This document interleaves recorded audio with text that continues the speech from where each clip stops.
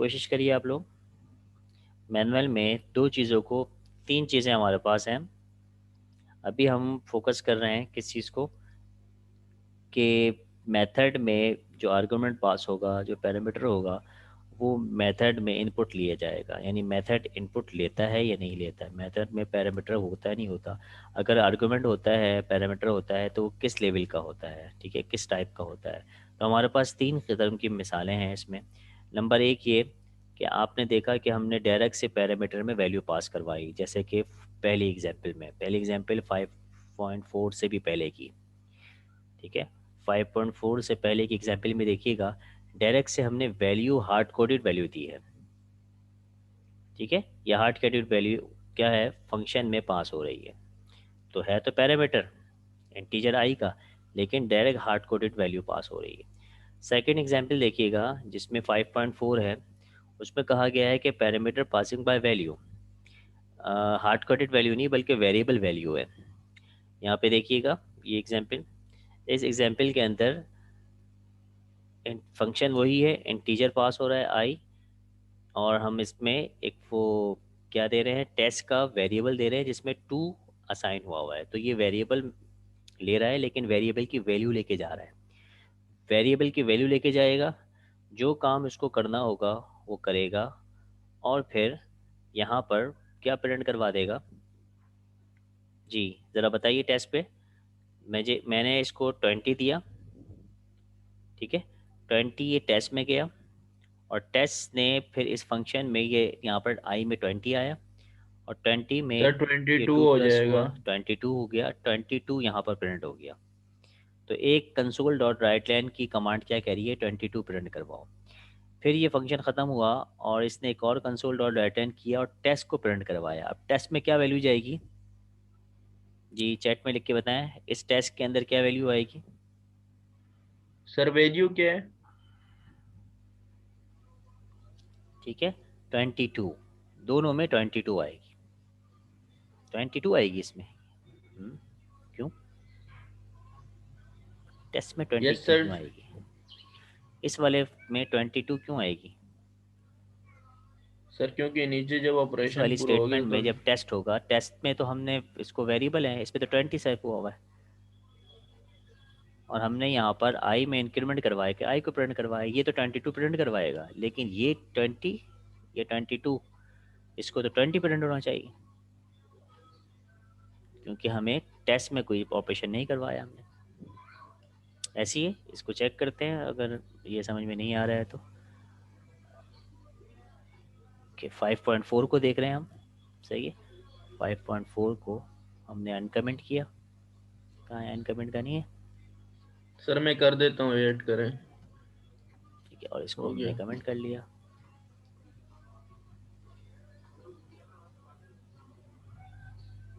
ठीक है, हम यहाँ बात कर रहे हैं तो ये प्रिंट आएगा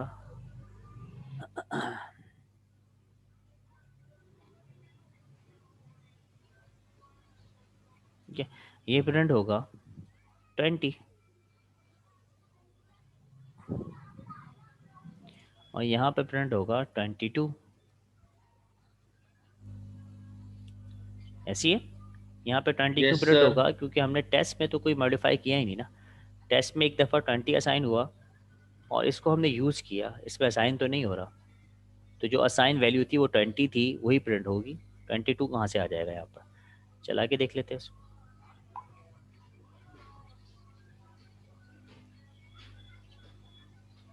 जी रन हो रहा है ये।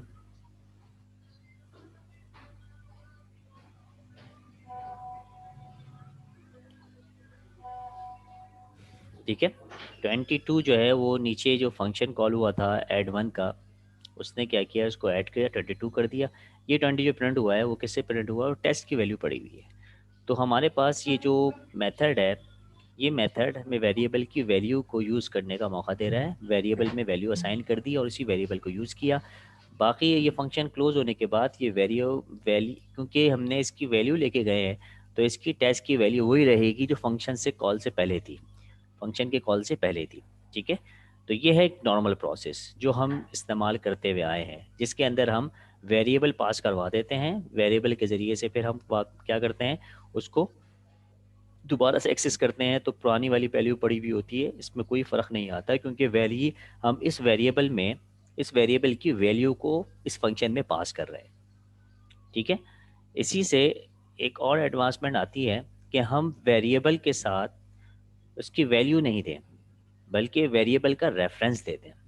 उसका फ़ायदा हमें कहाँ मिलेगा, जब हम उस वेरिएबल फंक्शन जो एग्जीक्यूट हो चुका होगा उसके बाद उसकी वैल्यू, एक सेकेंड वेट, जैसे कि यहाँ पे देखिए, यहाँ पर हमने 20 असाइन किया और जब हम इस फंक्शन के बारे में जाते हैं इसके डिक्लेरेशन पे, तो इसकी डिक्लेरेशन में हमने क्या किया, रेफ कर दिया। रेफ का मतलब है कि जो भी इसके पास वेरिएबल आएगी, वैल्यू आएगा, वो वेरिएबल की वैल्यू को उस वेरिएबल को रेफरेंस कर रहा होगा, यानी उसके मेमोरी के रेफरेंस जो है उस एड्रेस पे जाएगा और उसके एड्रेस में ही जाकर चेंज करेगा। यहाँ पर वैल्यू थी और यहाँ पर रेफरेंस दिया जा रहा है, देखिए। ठीक है, इसका मतलब है कि टेस्ट की वैल्यू के साथ उसका रेफरेंस को भी ले जाओ, इसका रेफरेंस ही ले जाओ बस। तो यहाँ पर इसका रेफरेंस जाएगा जिसकी वैल्यू 20 होगी।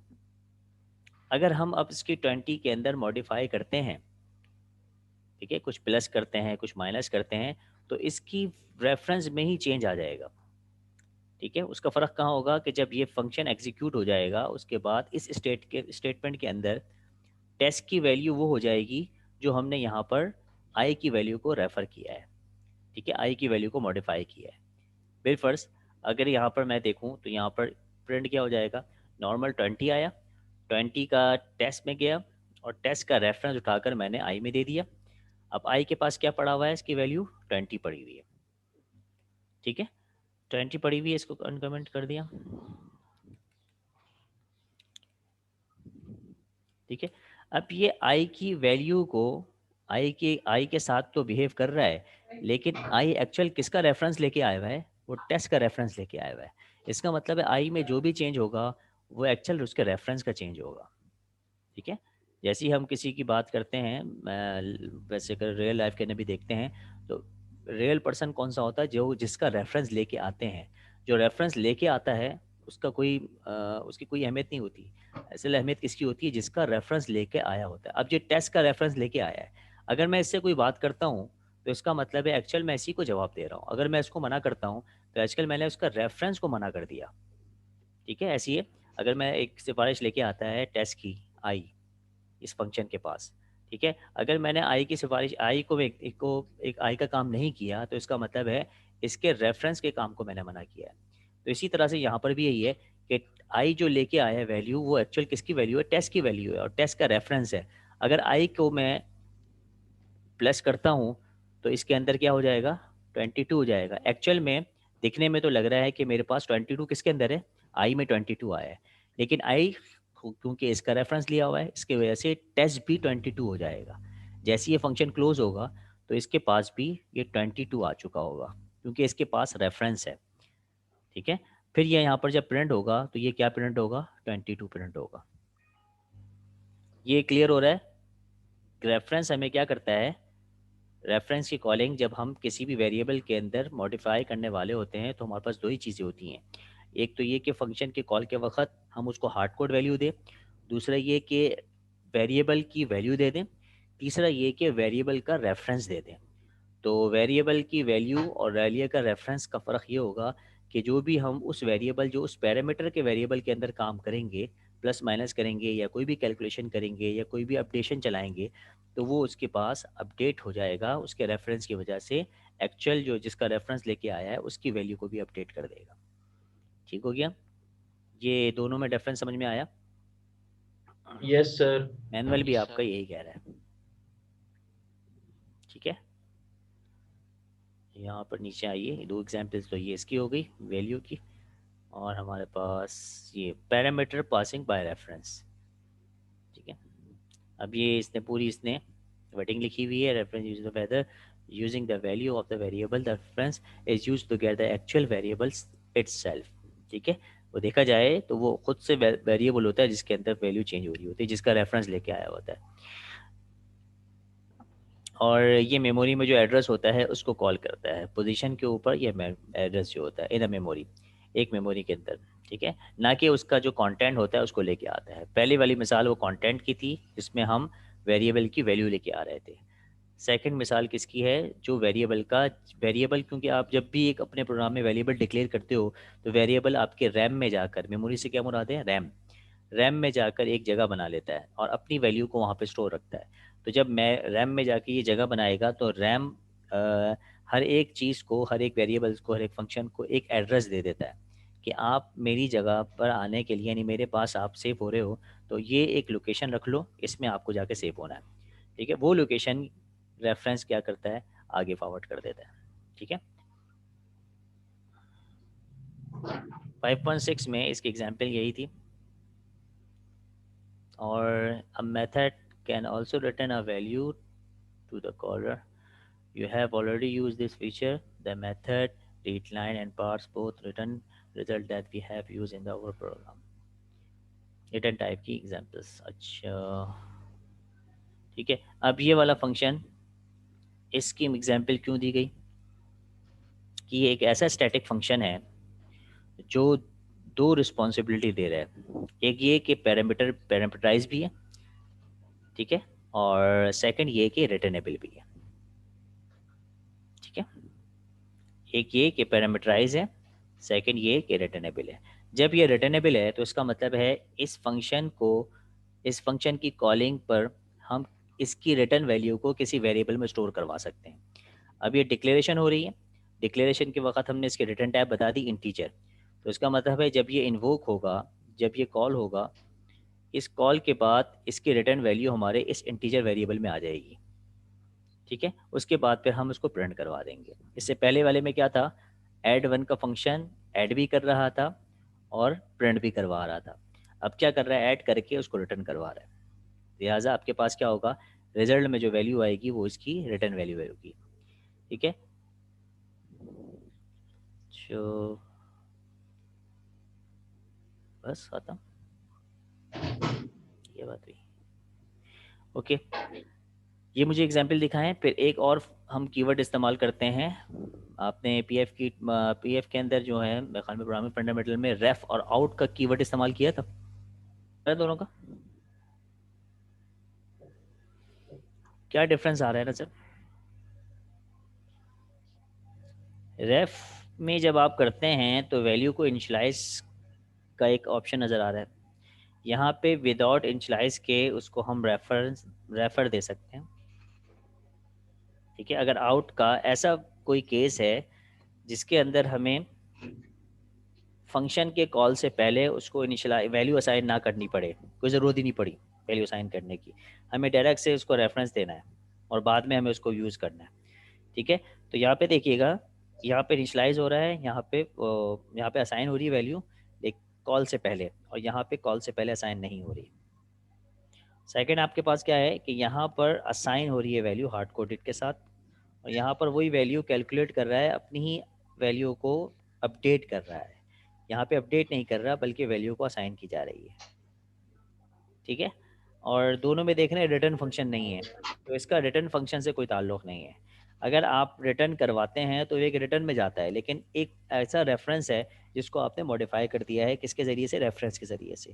तो एक डिफरेंस तो ये आ गया कि इनिशलाइज हो जाता है, दूसरी इसमें जाता है यहाँ पर इनिशलाइज नहीं होगा, विदाउट इनिशलाइज के हो सकता है कि मसला करे, एरर दे।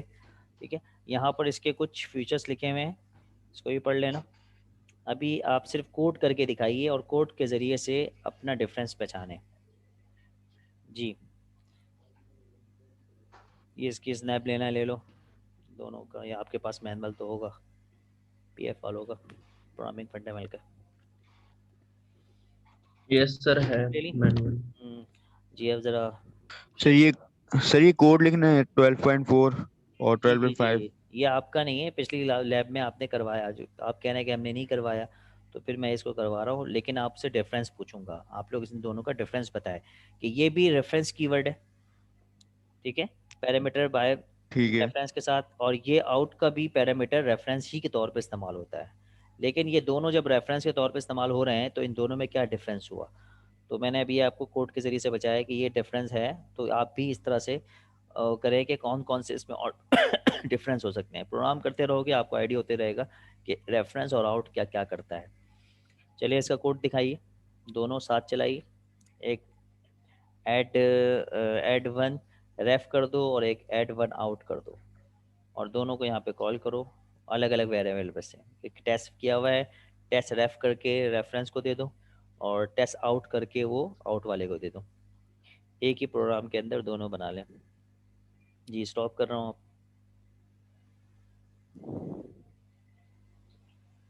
जी जिसने स्क्रीन शेयर नहीं करवाया है, अभी मेरे पास सिर्फ 3 की आईडी आई है जिन्होंने पार्टिसिपेशन में हिस्सा लिया है और पार्टिसिपेट किया है। लिहाजा ये लैब 5 के जब मार्क्स लोड होंगे तो इसमें 5 नंबर जिसके नहीं आए, तो वो यही रीज़न हो सकती है कि आपने या तो एब्सेंट है, या आपने पार्टिसिपेशन नहीं की, या सर सबमिशन मसला सर है। आप मार्क्स लोड कब करते हैं? मार्क्स लोड कब करते हैं? आप पुराने शागिर्द हो मेरे, यस सर। तो आपको पता नहीं है। सर एंड में। सर एंड लेकिन में। कोशिश करूँगा अभी मैं आपके लैब में, कोशिश तो कर सकता हूँ इंशाल्लाह। यस सर, वो थोड़े से अंदाजा हो जाता है तो ठीक अंदाज़ा है। भी हो जाएगा, फिर आपको अपने असाइनमेंट का भी थोड़ा सा एतमाद हो जाएगा। यस सर बिल्कुल। जी करीम शौकत साहब ने क्या किया है? 12.5। जी डिफरेंस समझा सकते हैं शौकत? करीम कैसे मैंने पार्टिसिपेशन लिख दी है आपकी? जी सर। जी बताइए ज़रा। नहीं सर, सर यस सर। नहीं नहीं, यस सर बोल रहा हूँ सर। जी सर बोलिए, रेफरेंस में बेसिकली ये होता है कि ऑब्जेक्ट को है ना कोड तो शेयर करवाओ। पहले से ही इनिशियलाइज।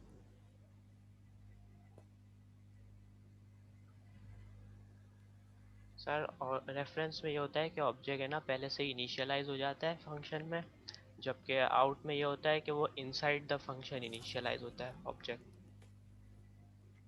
इनिशलाइज होता है, जी सर। और जब फंक्शन कॉल ख़त्म हो जाता है, जब उसकी कॉलिंग ख़त्म हो जाती है, तो जी सर। जिसको रेफ़र किया होता है रेफरेंस वाले ने या आउट वाले में, उसकी वैल्यू कौन सी जी होती है? सर, उसकी भी रेफरेंस वाली ही वैल्यू होती है। इस आउट का फंक्शन इस्तेमाल किया, इनिशियलाइज करवाओ उसको। ये वाला सर, ये आउट वाला। या इस फंक्शन में इनिशियलाइज करवाओ, ऊपर 20 दे दो।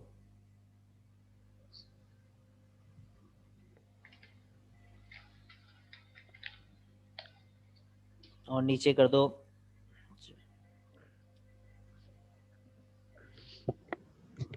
और नीचे आप क्या कर दो करूँ? i+1। i=i+1। अच्छा जी। जी अब क्या आंसर आना चाहिए? सर अब आना चाहिए 21। ये क्या दे रहा है? एरर दे रहा है ना थोड़ा सर आई बड़ा कर। ऑलरेडी लिखा हुआ है सर। तो तो यही तो मैं आप लोगों को डिफरेंस समझाना चाह रहा हूँ। आप थोड़ा जी सर। फ़ॉन्ट तो बड़ी करें, बहुत छोटी फ़ॉन्ट ली हुई है। ठीक है, देखिए एरर आ रहा है इसमें, माउस ओवर करके जी देखो सर। क्या एरर क्या कह रहा है। Use upon assigned out parameter I. बिल्कुल, अगर आपने आउट की जो फंक्शन आउट का कीवर्ड इस्तेमाल किया है, और जिस फंक्शन में भी इस्तेमाल किया है, और वो फंक्शन कहीं से कॉल हो रहा है, सिलेक्टेड करो जहाँ से जी कॉल हो रहा है। जहाँ से कॉल हो रहा है फंक्शन, कहाँ पे कॉल हो रहा है? सॉरी। मेन के फंक्शन में सेकंड लाइन, इंटीजर जी के बाद सर। इंटीजर टेस्ट सेलेक्ट करो। ये सर कॉल कहाँ से हो रहा है? इन्वोक कहाँ से हो रहा यहाँ है? से, यहाँ तो से। डिक्लेयर हो रहा है ना। ऐड का फंक्शन कहाँ से कॉल हो रहा है? यहाँ से सर। ये है इसकी डिक्लेरेशन, अभी जी। मैंने बताया ना, और ये है इसकी कॉलिंग, ये इन्वोक हो रहा है, यहाँ ओके। से कॉल हो रहा है ना। जी ठीक सर। है, जैसे कि ये राइट लाइन का फंक्शन यहाँ पे आपने कॉल किया है, डिक्लेयर कहाँ पे हुआ है? राइट क्लिक करोगे, डेफिनेशन में जाओगे, बता देगा यहाँ पे डिक्लेरेशन है इसकी। सही। ये इसकी डिक्लेरेशन है, ठीक है, और ये उसकी कॉलिंग है। इसी तरह से ये फंक्शन आपने खुद बनाया है, तो ये आपकी डिक्लेरेशन आपके पास है, और ये इसकी क्या है? ओके। कॉलिंग है। अच्छा यहाँ पे देखिए एरर आया है, ये वो काम किया है जो हमें रेफरेंस का काम करना चाहिए था। इसका मतलब ये है कि अगर आपने उसको इनिशियलाइज कर भी दिया, असाइन कर जी भी सर। दिया, तो जब जैसी आउट के कीवर्ड करेगा तो वो कहेगा ये असाइन ही नहीं है, तो उसको न्यू सिरे से असाइन करना पड़ता है फंक्शन में। तो आप एक मरतबा उसको असाइन करिए, फिर कैलकुलेशन करवाते रहिए। आपने इसको असाइन किया 1, सही। अब ये असाइन हो गया, ठीक है। अब ये हम्म, असाइन हो गया, अब इसमें 1 आ गया, 1 में 1 प्लस किया, 2 आ गया, 2 रिटर्न कर गया। इसके ये जो इसके कॉल से पहले जो असाइन किया है ना, आउट कहता है कि मैं उसका एतबार नहीं करता, मैं नए सिरे से असाइनिंग करता हूँ। रेफरेंस है, बास लोगों के रेफरेंस की शराइत होती है कि ये करते हो तो मैं अपना रेफरेंस देता हूँ। तो आउट वाला कहता है कि मैं अपने से पहले कितना भी काम किया हुआ हो मैं उसका एतबार नहीं करता, मेरे फंक्शन में जो काम किया है आपने मैं उसका एतबार करूँगा, उसी को रेफरेंस रखूँगा, ठीक है। तो ये सर है यही फर्क है मेन। मेन फर्क चाहिए। अच्छा, सेकंड आपके पास ओके सर। रेफरेंस को देखो, दोनों रेफरेंस के लिए आता है। रेफरेंस का कीवर्ड इस्तेमाल करो आप जी, रेफ का कीवर्ड इस्तेमाल करो, REF, इसमें भी करो, कौन सा कीवर्ड है? ठीक है। अब आपने क्या किया, इसमें असाइन किया, इसको असाइन ना करो, जी। इसको आप डायरेक्ट से डिक्लेयर करके सेमीकोलन लगा के कमेंट कर दो, ठीक हो गया। और यहाँ पर मसला क्या रहा है, क्या कह रहा है, इसको साइन की ज़रूरत है। यूज ऑफ मैं अनअसाइंड उसी को रेफरेंस ले वेरिएबल। जाऊंगा जिसके पास वैल्यू होगी। अनअसाइन वेरिएबल को मैं, अनअसाइन वैल्यू को मैं क्या नहीं करता, रेफर नहीं करता, ठीक है। ऐसा सही। वेरिएबल रेफरेंस नहीं करूंगा। अच्छा, हार्ड कोडेड देखो, हार्ड कोडेड भी नहीं करेगा क्योंकि वो हार्ड कोडेड वैल्यू है। हार्ड कोडेड डाल दो उसमें 5 या 6 कुछ भी डाल दो, ठीक है। इसमें भी मसला आएगा, वो ये कहेगा कि भाई ये मैं तो रेफरेंस करने जा रहा हूँ, तो वैल्यू को कैसे रेफरेंस, मैं तो मेमोरी के एड्रेस में रेफरेंस करूँगा। तो 6 ये एक तो वैल्यू है, ठीक है, वेरिएबल जाकर एड्रेस लेता है, तो मैं इसको कैसे रेफर करूँ, ये बात समझ में आ रही है। तो दोनों, आउट को भी देख लो, यहाँ पे आउट कर लो और यहाँ पे भी आउट कर दो, ठीक है। तो दोनों बात चीज़ों में कॉमन है, रेफरेंस करने में दोनों कॉमन है, हार्ड कोडेड वैल्यू लेने में ना लेने में ये दोनों कॉमन है। फिर जो फ़र्क आ जाता है वो, अच्छा दूसरी बात ये कि जिसको रेफरेंस लेते हैं अपनी शराइत के हिसाब से, जैसे ही फंक्शन ख़त्म होता है दोनों की उस रेफरेंस वेरिएबल को क्या करते हैं, वैल्यू अपडेट हो चुकी होती है, जो पहले उसकी वैल्यू होती है वो ख़त्म हो जाती है, नई सिरे से वैल्यू आ जाती है। इन 3 बातों में ये कॉमन है। पहली बात क्या कही जी, हार्ड कोड वैल्यू रेफरेंस करने में कॉमन है, रेफरेंस करते हैं। सेकंड क्या कह रहा हूँ, हार्ड कोड ना लेने, हार्ड कोड वैल्यू पे ना लेने में दोनों कॉमन है, दोनों हार्ड कोड वैल्यू नहीं लेंगे, जैसे कि अभी एरर आ रहा है 6 पर। थर्ड बात क्या कह रहा हूँ जी, बताया करो ना, 4 मिनट बाकी है। तो इन 3 बातों में से है, और 2 बातें इसकी कॉमन हो जाएगी, कौन सी वाली, रेफर करते हैं। अच्छा, 2 बातें इसकी बिल्कुल वो डिफरेंस हो जाएंगी, कौन सी वाली, कि रेफरेंस को इनिशलाइजेशन की असाइनिंग की ज़रूरत पड़ती है, विदाउट अनअसाइंड वेरिएबल को वो नहीं कर सकता, ठीक है। इसके बिल्कुल रिवर्स क्या करते हैं, क्या आउट क्या करता है, वो आपको रेफर अनअसाइन वैल्यू को लेता है, और अगर आपने असाइन वैल्यू दे दी तो उसको फिर जो है वो नए सिरे से असाइन करता है, उसको वो अनअसाइन ही लेता है, ठीक है। तो इसका मतलब ये क्या हुआ, ये दोनों के अलग अलग पर्पस हैं। जहाँ जहाँ आपका मकसद होता है कि वेरिएबल वैल्यू रखकर हमें काम करवाना है, उस वक्त फिर हम रेफरेंस करते हैं। अगर वेरिएबल में अनअसाइन करके हमें काम करवाना है तो हमें आउट करते हैं। उम्मीद है कि इतनी चीज़ें आपको समझ में आ गई होंगी। ये